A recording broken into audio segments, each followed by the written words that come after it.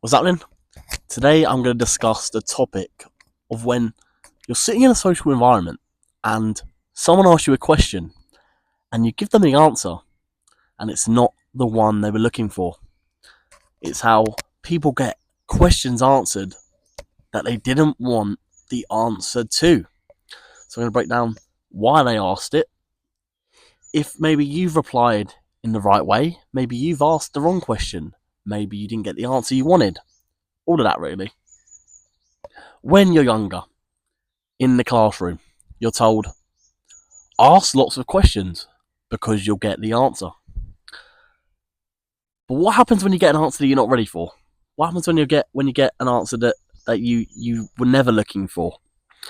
And the truth is, people ask questions all the time, but a lot of the time, they already know what answer they're looking for.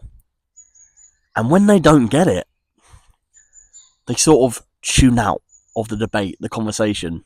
They get frustrated and they get bogged down, and it's like, why? A lot of the time, people, when they ask a question, they want a specific answer. Sometimes, maybe you've asked me a question, and sometimes people want to learn. But sometimes, people want the answer that you're giving them to be the agreed answer that they initially had the answer to in their head. They've already landed on what they want to hear. It's just sort of the case of what they want to then choose to hear from your answer, rather than just keeping hold of the answer and resolution they already held in their own self. If your answer challenges their initial thinking and answer, then maybe your answer is too real for them.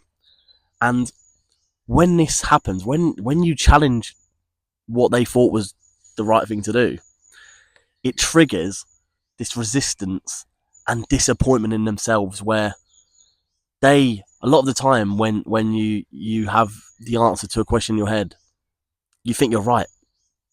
But when someone challenges you and says, actually, no, do this, maybe that's the right thing to do, you go, and sometimes you have this resistance, but you also think, why did I ask? Because I had an idea in my head, and this challenge in me has now wound me up, when maybe, yes, the answer that I'm being given is right, but also, why didn't I just go with my initial thoughts? Why have I then asked? But like I said, we're told to ask, so that's why people do it. When you ask questions that you're not ready for the answer for, a lot of the time it comes down to the emotional investment of the person asking the question. The question that you're asking, it might be intellectual on the surface level, but deep down, because you know what you're looking for in that answer, there's an emotional undertone to it. It's not just a question. Sometimes a question will touch on your fears, your self-worth, and not just the decision of the question you're asking. When the question hits home, when it hits deep, and it doesn't land as logic in your brain, like I said, if it's not the answer you're looking for, it will land as pain. And you like I've already said, you won't want that answer, and you'll be like, it's made it worse to some extent. When the question's raw, the answer's gonna sting all the time. When it hits deep, sometimes it's a question that you're asking and you didn't know the answer. When someone tells you something that you either didn't know, something that you don't want to hear, it's gonna hurt. It's gonna hurt. Sometimes as well, when you ask a question as well, and then they're saying, Ben, what do you think about this? They want to be understood and agreed with, rather than informed on a new decision. sometimes, rather than being in the search of clarity, of the definitive answer, people are looking for sort of like a shoulder to cry on, a cry for comfort, where they sometimes want you to agree with them just so they feel better about themselves, which is fine. And I think if you can identify that as the person being asked a question, you can provide the ultimate duty of care for your friend. Sometimes a question is sort of like they're asking you a question like how do people like really like me, and like, do I matter? The thing they're really asking isn't the deep bit of do I matter. It's they're asking you a personal one-to-one, and they're going, do you think I feel seen? And they're not. It's not coming across in sort of any malicious tone. It's sort of sometimes people just feel uncomfortable in their social dynamics with people that they've known for years, and they go, am I enough anymore? And it's a perfectly normal question to ask. It's just identifying it as the receiver of the question of where their head is actually currently at. If the answer is sort of too efficient, and if it sounds distant and logical to sort of what they're not looking for the answer, then the person asking the question is gonna feel a disconnect between you and them. And like I've already said, they're gonna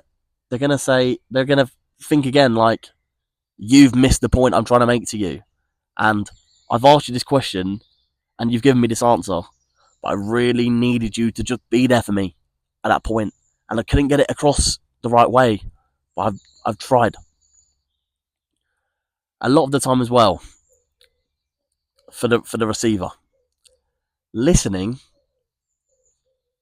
or sorry, for the person asking the question, listening is harder than actually asking.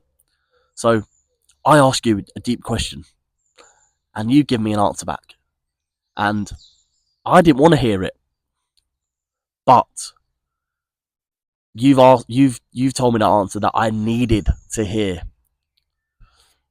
When you ask a question, it gives you the illusion that you have control of this conversation.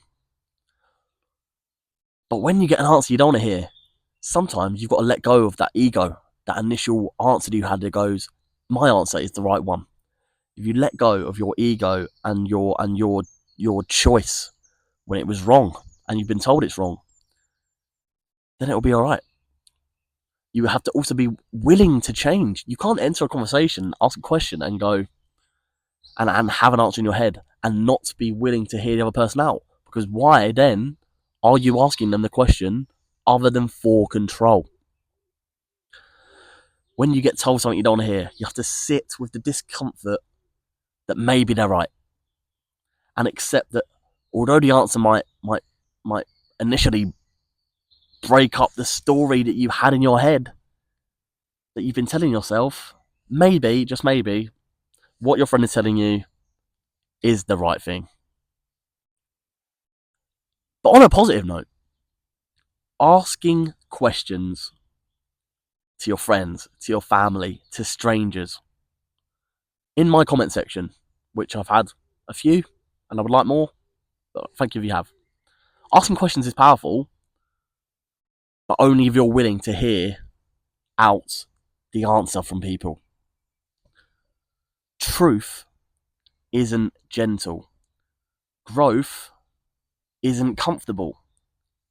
But transformation, that starts when you can sit with all the answers you're getting, even the ones you don't want, even when it hurts.